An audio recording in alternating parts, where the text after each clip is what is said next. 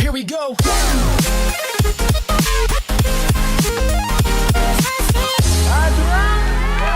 Hey guys, and welcome to the Building a Dancer branding series. My name is Brendon Hansford and I'm a choreographer and director based in central London. This is step 10 out of 10 steps. So this is the last video and it's going to be about networking and reaching out to people. I've made a massive assumption here that you've followed the steps up to now and all your branding is in place and you have all your tools ready to go.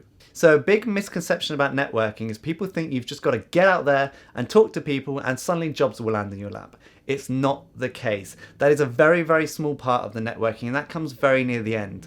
Up till then, first off, you need to do your research, your planning, and know who you want to network to. You are now a business and you need to act like a business. So this means creating databases of people you want to reach out to and try and create into clients and do some work with. For dancers, this will be a list of agents, casting directors, clients, brands, really anyone you want to reach out into. So if you are specific to a fashion world, you might want to create a list of fashion people that might want to hire a dancer and so on and so forth. So open up your Excel sheets or your number sheets and put this in, and I'll explain each section as I go. I've got to look down because all my notes are here. So first column will be name. Pretty self-explanatory. Put down the name of the company or the name of the person you're going to be networking with. Second is the email. Email is going to be your best email contact. So try not to just have info at everything because it will probably get lost with some receptionist somewhere. Try and get a direct email to someone, and that might mean ringing up the company and going, who is the best person to talk to? And then you can go and put that back in the name column as well. Number, again, try and find the best number to ring them up on. Website, have this as a reference. Make sure the website's in that column. That's the fourth column. And then on the fifth column is main contact. So if you do discover who the main person is you're trying to contact, put their name in the main contact to remind you. Following this, we're going to get onto their social media, and this will help you later when you're trying to network out with them. Is one column Twitter, Instagram, YouTube, and Facebook, and obviously put their links in that column so that you know how to get to the social media quickly. After social media, you want to have a column which is labeled personal notes. This is from when you've gone to their website and that you found something you really love about their company. Put that in this bit here so that when you come to emailing later, you've got notes about what you loved about them so much and you can make that email look more personal, which I'll explain more as we go. The next one is special notes. If they're a specialist company and you've contacted them for a reason, make sure you write down in the special notes what their speciality is so that again, when you contact them later, you have everything in front of you. And lastly, progress. It's pretty self-explanatory. You need to write if you've emailed them, whether you've called them, whether you've got a meeting, and keep updating this database as you go. I would highly recommend not creating a massive database and focus on the top 20 that you want to concentrate on. And then within the 20, you might get 3 or 4 people want to work with you. And to be honest, that's enough. That can build a lasting relationship for life. So now you've got a database of people you want to reach out to, you need to send them an email. I know we've already gone over emails in the previous video, which was mainly aimed at casting directors and agents, but this is aimed at getting yourself in the door when there's nothing to email about. So first off, at the top of the email, make sure you get the name right. And then make sure you write something personal. So just say from the personal notes in your database, say what you liked about their business and what attracted to you them in the first place. And then afterwards, you can be honest and say, please see below what I've sent out to people, or see below a copy and paste of my biography, but you'll also find my pictures and my show reel. So if you have that personal note first, you can get away with copying and pasting a chunk because they expect that. So just be very genuine and very honest in your email when you're reaching out to them. So once you've sent the email, wait a week. The fortune is always in the follow-up. Give the company a call and say, hey, did you get my email? You're either going to get a yes or a no. If you get a no, it's really simple. Say, okay, give me 2 seconds. I'll resend the email to you now. Keep them on the phone and make sure they got it.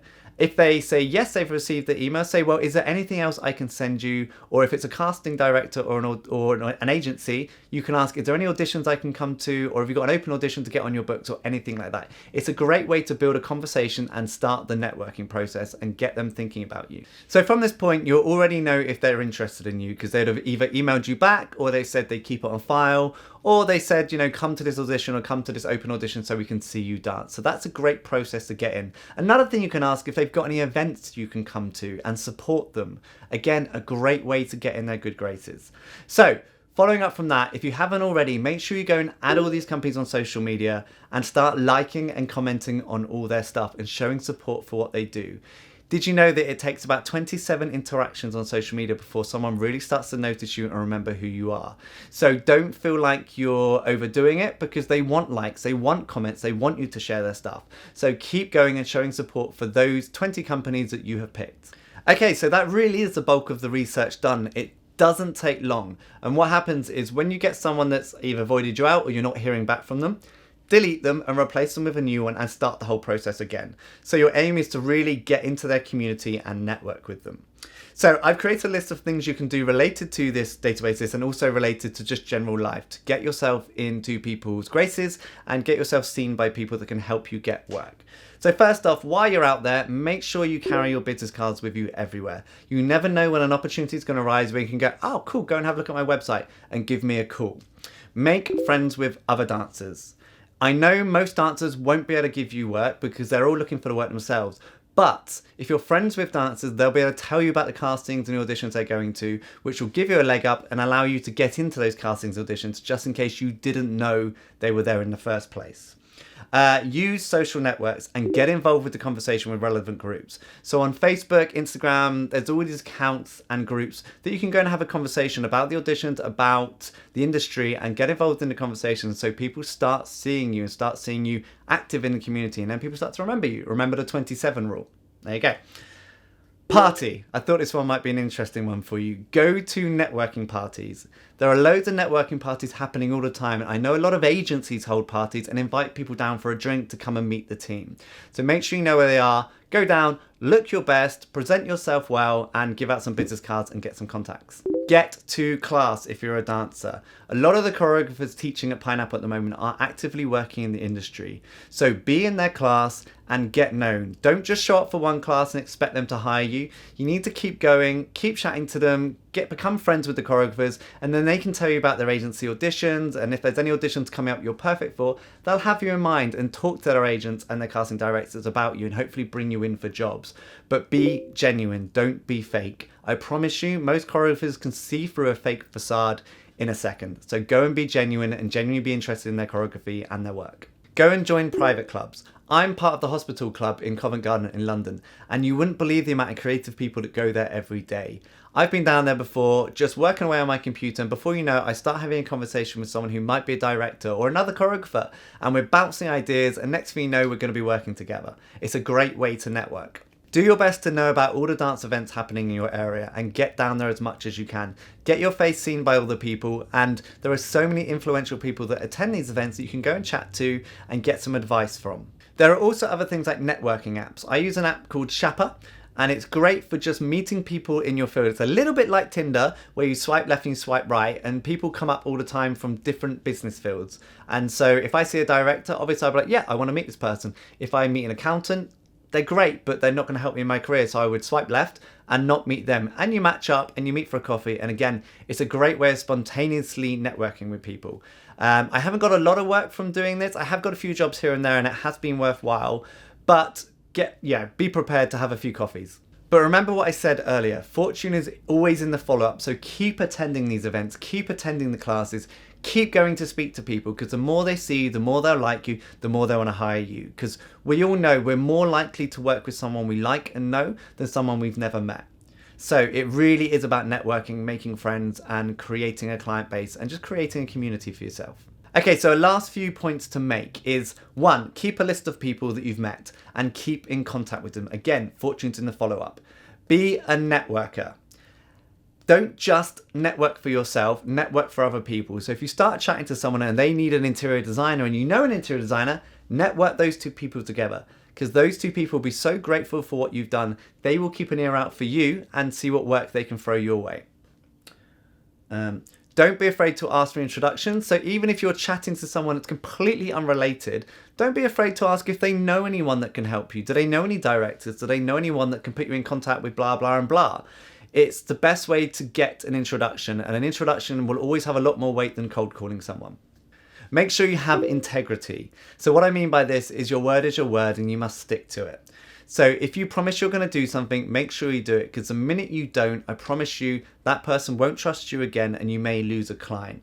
Integrity to me is very, very important, and I always try and make sure I do everything I say I'm going to do. And if I can't, I will message that person or talk to that person well in advance to explain why I can't and hope that they understand and do my best to help them find someone new or something else.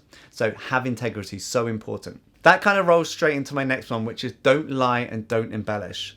I know we've all done it, and I've probably done it in the past, where I've been in a meeting and I've completely embellished what I've done, or I've told a little bit of a lie to make this person think I'm amazing, and then they've gone back thinking they're going to hire me, done a little bit of research into me and found out that that was a little bit of an embellishment, or I might have told a little fib there to make him think I'm better.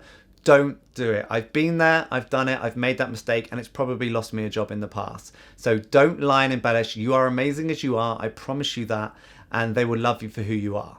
If you can, offer something. It might be simply a free coffee or lunch. Take them out for lunch and say you want to pick their brain. And of course, flatter that person. If the person's being flattered, they probably feel good about themselves and they're more likely to want to talk to you again and get involved with what you're doing. Last but not least, never bite the hand that feeds you. And what I mean by this is you always show appreciation to everybody that's helped you along the way. They've worked hard at some point to help you get where you are, so make sure you say thank you and credit them where credit's due. Thank you so much for watching this video, and I hope you learned a lot about networking. Secondly, if you've watched all of the videos, all 10 of the videos, thank you so much for watching the whole series. I really hope this aids you in finding work and building your career and becoming a superstar. If you have any stories or anything you want to send to us, please email on info@buildingandancer.com and tell us about what you've done, and even just tell us how this process has helped you. Remember, if you like what we do, remember to like, comment, subscribe, and of course, share all these videos with people and help everybody else. It's all about sharing. Thank you so much for watching, and I'll see you next time. Here we go.